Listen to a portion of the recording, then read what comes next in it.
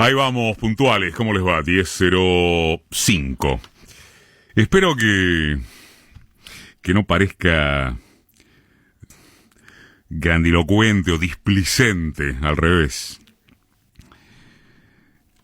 Esto que diremos como introducción de estas líneas editoriales, pero se trata de que no parecería que haya mucho más que hablar o esperar en medio de y respecto de la sacudida que afronta el gobierno.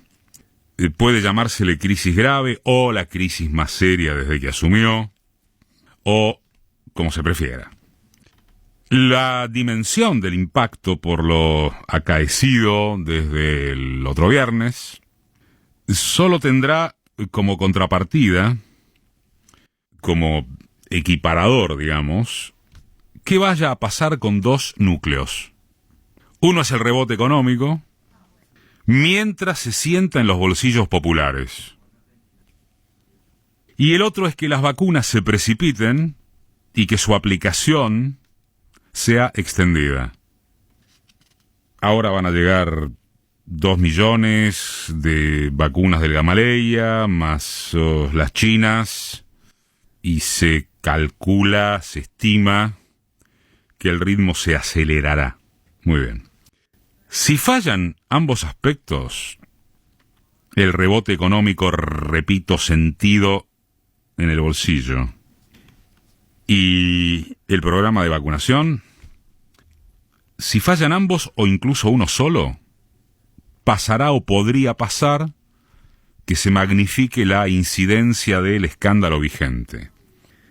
Si ocurre lo contrario, el escándalo podrá ser, no decimos una anécdota, pero un episodio traumático. En cualquiera de las dos hipótesis, hay algo que subsistirá en forma ejemplar, en forma de enseñanza. Y le queremos dedicar unas líneas, unas cuantas, a este tema. Unas líneas dedicadas a la indignación causada entre quienes manifiestan su apoyo o simpatía gubernamentales por la manera extrema, despreciable, con que el conjunto opositor, básicamente el mediático, o preeminentemente el mediático, aprovecha esa tremenda falla derivada en lo instalado como Vacunagate. El calificativo, tremenda, puede merecer algún reparo comprensible, hasta justificable, porque objetivamente, en lo cuantitativo, vamos a subrayarlo, cuantitativo, el oprobio de los acomodos oficiales para vacunarse alcanza a unas decenas o eventuales cientos de funcionarios y amigotes, no más. Es decir, no estamos hablando de una mecánica extendida al límite de perjudicar a medio mundo en el programa de vacunación previsto. Más allá de las dudas que este presente por, sobre todo, la llegada todavía en cuentagotas de las dosis requeridas para un alcance de proyección masiva. Pero lo cierto es que esto ya no cuenta como señalamiento eficaz. Lo único que importa, o parecería importar, es que son todos la misma mierda, así el gobierno haya reaccionado dolorosa y velozmente, exigiendo la renuncia indeclinable de Ginés a las pocas horas del incendio radiofónico de Horacio Berbisky. Que son todos iguales, que volvieron para ser peores, que si esto es lo develado, la realidad de los favorecidos del oficialismo debe ser muchísimo peor, y que, en síntesis, no hay forma de levantar la sospecha generalizada. Aun cuando también sucede que en el caso de la provincia de Buenos Aires, en verdad, en rigor, está siendo ejemplar dentro de las vacunas que hay, el proceso, la información, la aplicación. El productor de rabia, como decíamos, es la obviedad de quiénes son los que levantan el dedo acusador de la moralina detergente. Uno mismo siente que es un obvio, preguntando: ¿Mauricio Macri sale a hablar de inequidad y observaciones éticas? ¿Elisa Carrió vuelve a aspirar al rol de fiscal de la República después de acusar al presidente por la pretensión de envenenar al país? Los oligopolios mediáticos, uno de ellos en particular, Clarín, en medio de estar desobedeciendo alegremente la pauta tarifaria de los servicios de cable e internet, sencillamente está tocada de trasero a las disposiciones oficiales, ¿esa gente se encoleriza contra una vacunación digitada? Hay derecho anímico a no tolerar que vengan a ofrecer lecciones de ningún tipo los promotores del odio de clase, de la destrucción sistemática de este país en términos de redistribución de la riqueza y del aprovechamiento corporativo de sus preeminencias. Pero hay también la obligación política de no descansar allí por parte de quienes sí expresan o tienen razones para esperanzarse en algo diferente, por fuera de que la corrupción y el ventajerismo son fenómenos universales de los que no está exento ningún gobierno de ninguna parte, de ninguna época. Lo que se advierte progresivamente en medios y colegas de inclinación oficialista, manifiesta o moderada, es que responden a las imputaciones opositoras marcando andanzas similares en el mismo terreno. Que el gobierno de Cava, qué palabra espantosa, de acá de la ciudad privatizó de hecho una parte de la distribución de las vacunas, que es cierto, es otro escándalo.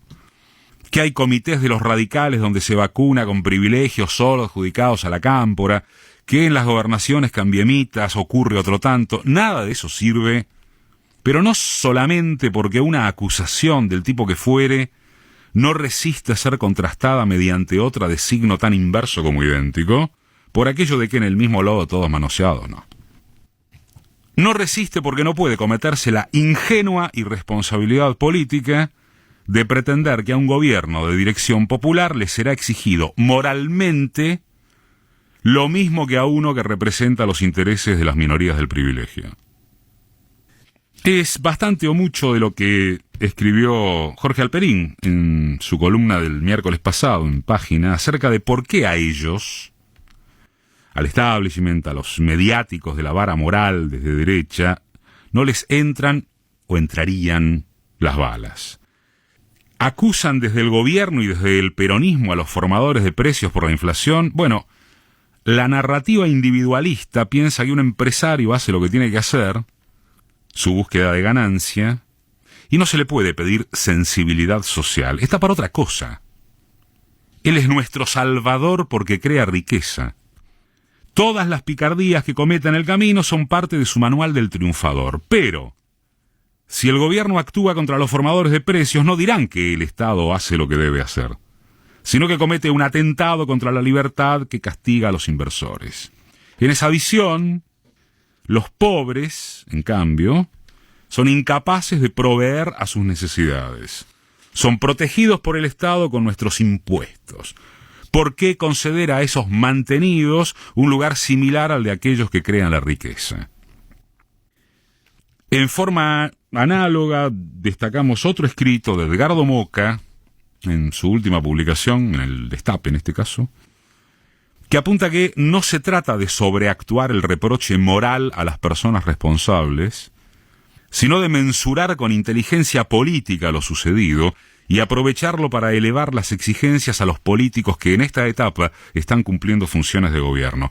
No sirve para nada el recurso de comparar esta gestión de gobierno con la anterior, que fue políticamente inmoral en toda su práctica y que dañó seriamente el presente, el futuro de la patria. Ninguna capacidad política puede exigírsele a un elenco cuyo proyecto consistió en el debilitamiento sistemático del Estado Nacional, el empobrecimiento de su pueblo, el aumento de su dependencia respecto de los poderes fácticos globales. La coincidencia temporal entre los hechos del Ministerio de Salud y el caos generado aquí en la ciudad de Buenos Aires con la vacunación de un sector de riesgo de la población por la negligencia de su gobierno no debe ser utilizada para igualar hacia abajo. Tal vez sea una ocasión propicia para una suerte de relanzamiento del gobierno del Frente de Todos, orientado a aumentar la eficacia en el cumplimiento de los compromisos asumidos con el pueblo. Está haciendo falta un impulso de la capacidad política, forma superior de la moral. Esa forma superior, agrega uno, implica, patentiza, que incluso sí se sobreactúe la necesidad de la ética individual en funciones de Estado, una vez que se recuperó el gobierno que lo administra. A la primera de cambio, como acaba de suceder, como seguirá sucediendo, no hay espacio para transgresión alguna, por más nimia que aparente. Involucra a la militancia, al cuidado en el manejo de las redes, al no cancherismo porque total nos van a pegar de cualquier manera, a exhibir recato de articulación entre lo que se dice ser y la forma en que se muestra que efectivamente se lo es. Nadie aspira a que la derecha lo haga, porque no lo necesita. Nadie votó a Macri creyendo que es un tipo honesto. Y nadie votará a sus sucedáneos calculando que lo serán. Quienes votan derecha no aspiran a ejemplos morales.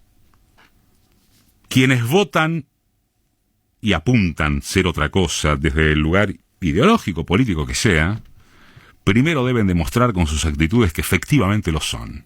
Y quien no entienda eso, nos parece, menos que menos entenderá de qué se trata la correlación de fuerzas.